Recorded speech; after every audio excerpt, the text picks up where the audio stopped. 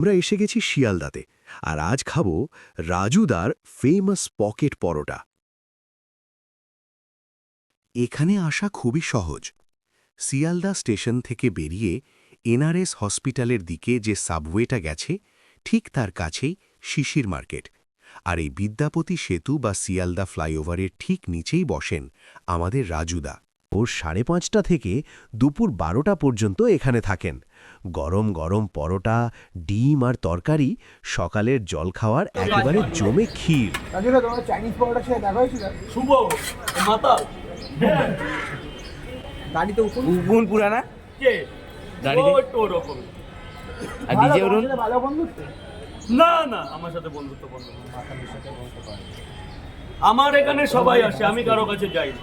এখানে এসে হুজ্জুতি করতে। কি দিচ্ছে পরোটা একাই? আচ্ছা স্যার, শুরু করলাম। এখানেই খাবেন না বাড়ি নিয়ে যাবেন? স্যার এখানে খাবেন। 10টা পার্সেল পরে করে দিচ্ছি, ওটার জন্য কোনো লাইন দিতে হবে না।